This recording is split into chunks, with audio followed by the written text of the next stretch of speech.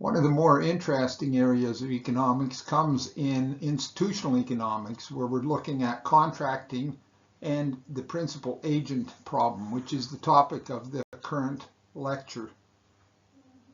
Principal-agent contracts can be used to reduce moral hazard. As we noted in an earlier lecture, making the agent the residual claimant on the flow of profits, for example, a farmer leasing land from the landowner, can eliminate the moral hazard problem. This scheme may not be practical, however, in other situations, because switching from paying the agent a fixed wage to the agent serving as the residual claimant transfers a lot of risk toward the agent. At a more practical level, in most business environments, it is not practical to make a worker a full residual claimant on the flow of profits, as we'll see in this lecture. A more realistic solution is to use contingency contracts to address moral hazard and risk sharing. A state contingent contract is where the payoffs to the principal and the agent depend on the state of nature. For example, the level of demand, whether crop received hail damage, and so on. Profit sharing contract. Payoffs to the principal and agent depend on the profit outcome. By making the agent a partial residual claimant, effort will increase toward the efficient level. Then there are other issues to consider, such as bonuses, stock options, piece rates, and commissions. Okay, let's look at a standard principal-agent problem. Each cell shows the net income, Y, to the owner of the firm before subtracting the payment to the manager for different combinations of manager effort and bad or good luck for the principal. So the manager is the agent and the principal is the owner. So there's low effort, medium effort, and high effort on the part of the manager.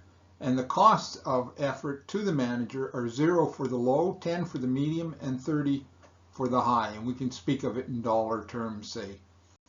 And the outcomes are based on bad and good luck, basically on the state of nature that evolves. And there's a 50% chance of good luck, that the owner has good luck, and a 50% chance that the owner has bad luck. So now consider the contracting options. For this problem, there are two possible contracts. The fixed wage contract, where the manager receives a fixed wage of S, and a profit sharing contract, where the manager receives X% of net income and no fixed wage. We have to determine what that X% would be. We look at a three-stage solution approach. First, we identify the level of effort which is optimally chosen by the manager for each contract. We then identify the expected revenue for the owner before payment to the manager for each contract, accounting for optimal action by the manager. And finally, we calculate the net profit for the owner and assume the contract which gives the highest return to the owner is the one that will be used, and the two contracts, of course, are the ones at the top of this slide. We want to consider some other questions as well. What level of effort would be chosen by the manager if she could be perfectly monitored? In most exam questions, it might be the highest effort, but occasionally it's the medium effort. What is the combined welfare when the level of effort identified above is chosen by the manager? This then is the benchmark for calculating deadweight loss. So this is the loss that occurs and that neither party picks up or neither party gets. What is the minimum level of profit sharing that is required to ensure that the manager chooses the level of effort identified in 1? And how does the variance of the manager's salary change with different incentive schemes? So let's find the efficient outcome. So we've repeated this part of the table, and we add now the effort cost to the manager. All right, so this is the cost of low effort, the cost of medium effort, and the cost of high effort as shown before. So what's the size of the economic pie here? With low effort, the manager or the pie is 0.5 times 20, which is 10, plus 0.5 times 40, which is an additional 20, minus 0 gives you 30. Medium effort gives 50, and high effort, half of 80 is 40, plus half of 100 is 50, minus 30 gives you 60. Recall now that in the previous slide, we were looking only at the benefit overall, what would be best. But now let's pay the manager an expected salary. What is the fixed salary going to be? What would the manager's choice be with the fixed salary, in other words? Well, the manager's expected salary, let's say, is S. So with low effort, the manager would get S minus 0. With medium effort, it'd be S minus 10. And with high effort, S minus 30. And we recall that the manager's cost of effort was 0 for low, 10 medium, and 30 for high. So now the owner's expected profits with a fixed salary of S would look like this. The owner's expected profits for the optimal choice of low effort would be 1/2 of 20 plus 1/2 of 40 minus what he has to pay to the manager, which is 30 minus S. We do the same thing for the other choices, and then the combined surplus, given the manager's optimal choice of low effort, would be the manager gets S, the owner gets 30 minus S, and the combined amount would be 30. The surplus with the efficient choice by manager, monitoring available, is given by 60. Remember, that's the efficient outcome that we found from the earlier slide, which implies that the deadweight loss is 60 minus 30, so it's 30. With the fixed salary, the risk for the manager is 0 because the salary is fixed at S. The risk for the owner is that the variance of net revenues. And the variance we calculate as 0.5, 20 minus S squared, plus 0.5, 40 minus S squared. And the squares are required because we're looking at the deviations and we're looking at the variance of those net revenues. In each case, notice here that we repeat this table with the cost of effort included, the cost to the manager, that is. The manager's choice with X% of sales is as follows. With low effort, they get 20 times X of the sales. So if X is, say, 10%, they get $2, and so on across the board. And they get 30 times a percentage. If it's 10%, they get $3. With medium effort, it would look like this, 60x minus 10. And with high effort, it would be 90x minus 30. All right, you see how this x multiplies the return in each case. Now, continuing with that, the condition for the manager choosing medium effort over low effort is if we get 60x minus 10 is greater than 30x, which implies that 30x is greater than 10 and x is greater than 1/3. So if the condition for the manager choosing medium effort over low effort is that x is greater than 1/3. The condition for the manager choosing high effort over medium effort, remember that was 90x, was the previous slides we determined that you'd get 90 minus 30 because that's the cost of effort.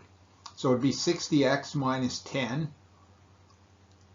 which implies that 30x greater than 20 implies that x is 2/3. So if the manager receives 2/3 of the income, all right, of this income, then he would choose high effort over medium effort. The manager receives X proportion of net income and no wage. That's important to recall. Okay, let's look at the owner's expected profit with X is 1/3.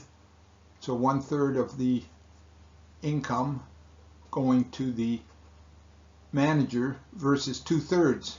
What is going to be the amount that the owner would get? So the owner's expected profit when X is 1/3 is given by his medium effort, 0.5 times 40 times 1 minus 1/3, because 1/3 goes to the manager, only 2/3 goes to the owner, and the same thing here, 0.5 times 80, 1 minus 1/3 gives us 20. The owner's expected profit with X equals 2/3, because at 2/3, recall that the manager would employ high effort, so 0.5 times 80 times 1/3, all right, because the manager the owner gets only 1/3, plus 0.5 times 100 times 1/3 ends up being 30. Notice that X equals 2/3 will be chosen, and it's efficient because there's no dead weight loss. It's the same result, same outcome that we would get. Remember, we had a maximum of 60, so that would be the best result that we can expect.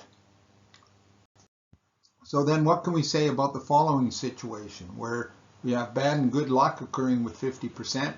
The cost of normal effort is 0 and the cost of high effort is 25.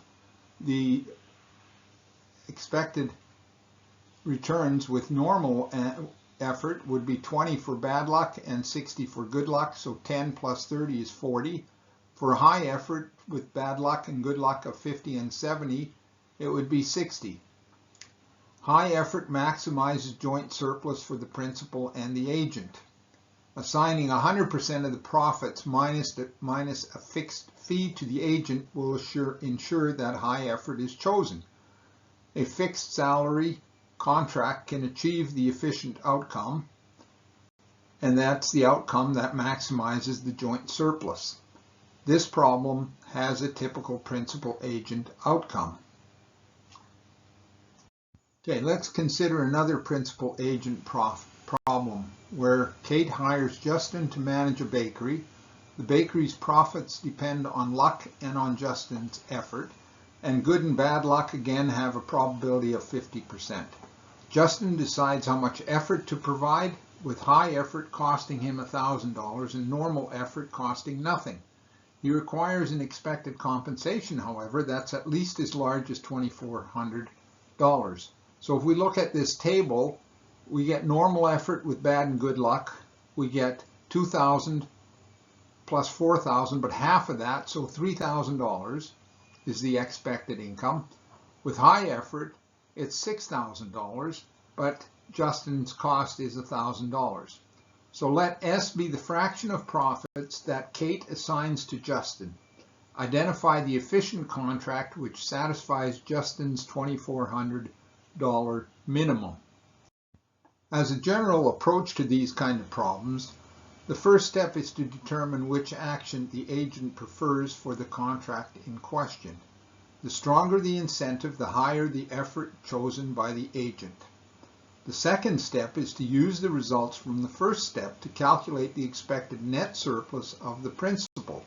To do this, each contract has to be considered. The third step is to choose the contract in the second step that results in the maximum net surplus for the principal, for Kate in this case. So solving Kate's problem, the expected net income is $6,000 with high effort and $3,000 with low effort, as I noted before. Justin will choose high effort if 6,000 times his share minus 1,000 exceeds 3,000 times his share. So based on that, the share should be 0.333, so 1/3.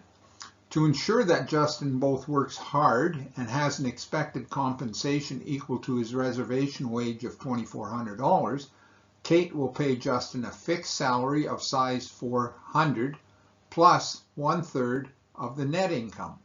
So then Kate expects to get 1 minus 1/3, so 2/3 of 6,000 rather, which is 4,000 minus 400 gives her $3,600. If instead Kate paid Justin a fixed salary of $2,400, he would choose the low effort. This is always the case. So in this case, Kate would only expect $3,000 minus the $2,400 that she pays to Justin, and she only gets $600. Notice the difference between what Kate earns with the two payment schedules or schemes is equal to the deadweight loss, which is exactly what we expect, and it's quite significant here. So the base plus commission contract, those kind of contracts achieve a blend between strengthening work incentives and reducing the variability of the agent's compensation. Notice that in the case where Kate and Justin had that relationship or that contract, Kate had to pay Justin that $400 over and above the amount of the shared profit in order to be able to meet his requirement of getting $2,400. The profit sharing rule is a special type of base plus commission rule, and sometimes the base is just zero. If the commission part is very high, then it is likely that the base part is negative. The cash rent for farmland, for example, which we previously considered, is an extreme case of the negative base plus commission. The base is the cash rent payment from the agent to the principal. The farmer has to pay the owner, and the commission is 100% of the farm profit that goes to the agent.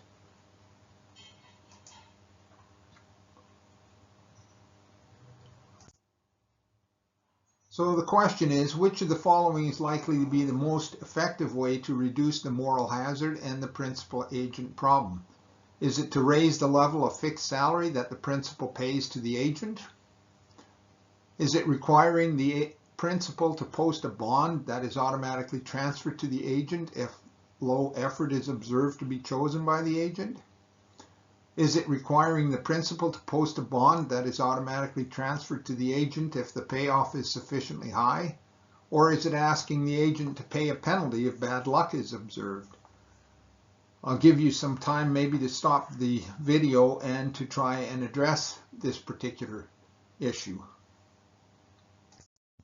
So let's look at the monitoring required to reduce moral hazard.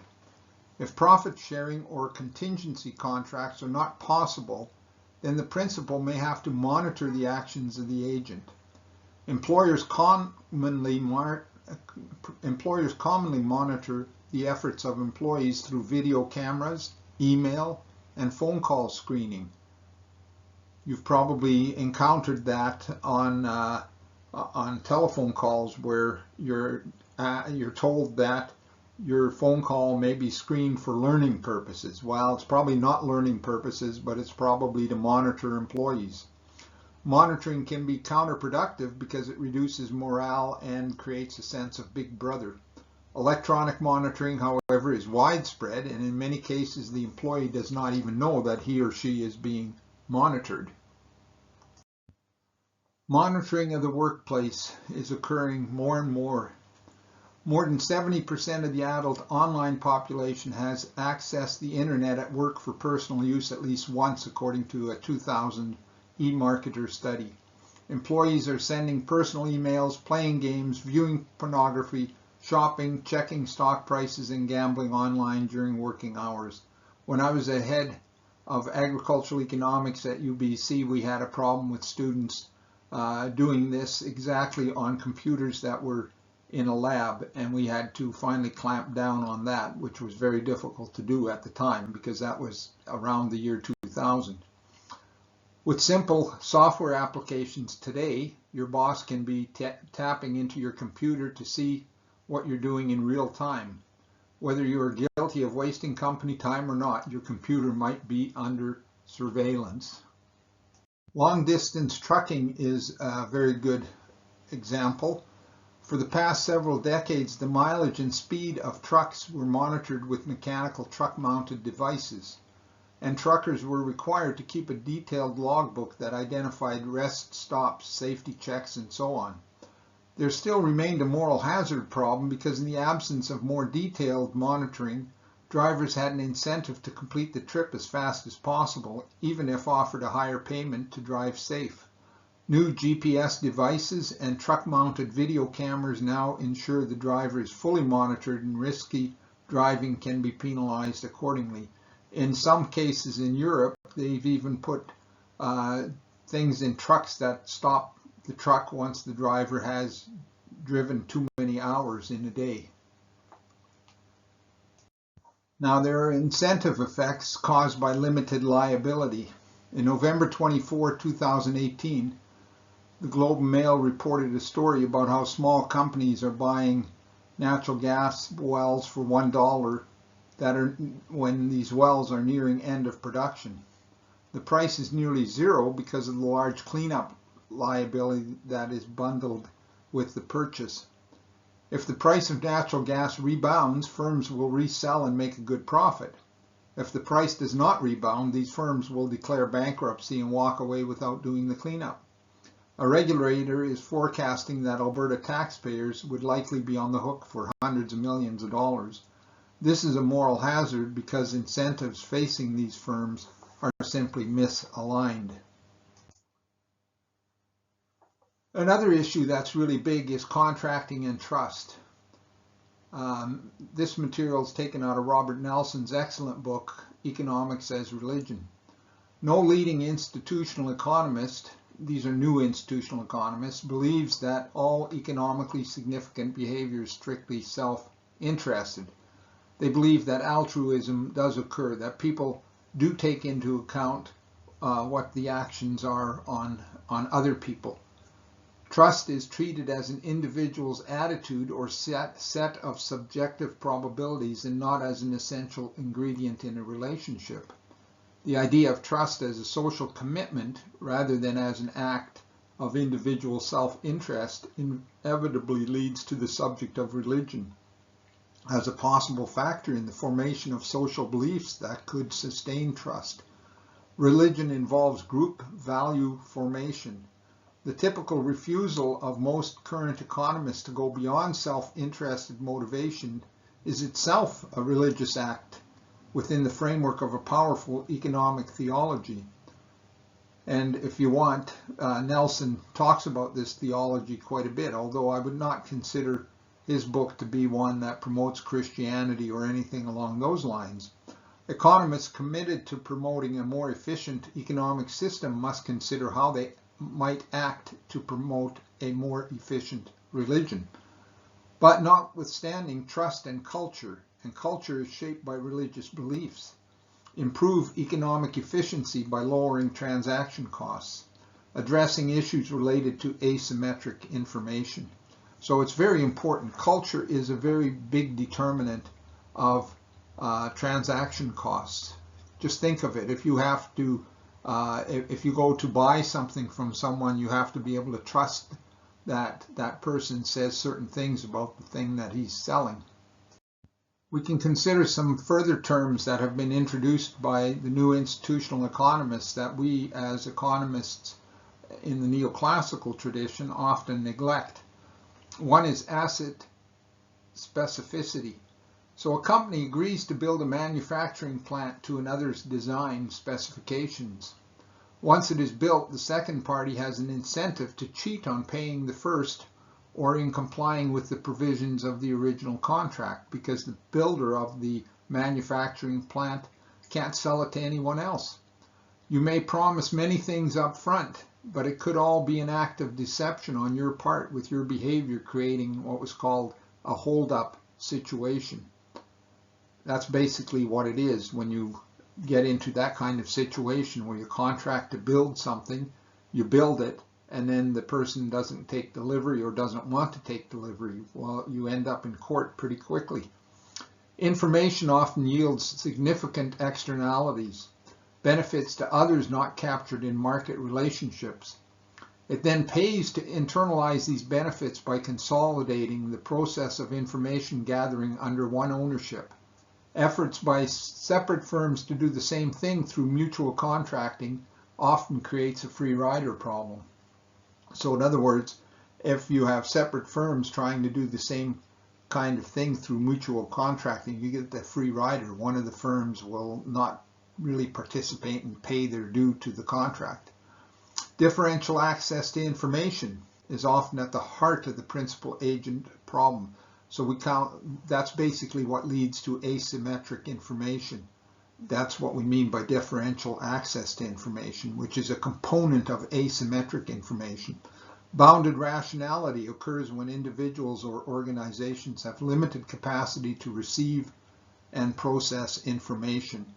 So that's becoming a problem sometimes in these high-powered situations where we get into very high technical kinds of things being traded and sold and that kind of thing. Sometimes when someone fixes your computer, you don't know what the person has done to it exactly. You just know that the computer works, but you don't know if there's any hidden viruses or anything like that on your computer. You have to trust the person. There's been rumors, and I've explored some of them, that the Excel program in the Word Suite has some hidden things in it, and I discovered one of them. Somebody pointed it out, that if you go to a particular cell on a particular page, when you open it up, you get some funny kinds of calculations in there. Opportunism is another problem that's associated with asymmetric information, and you can think what opportunism actually means.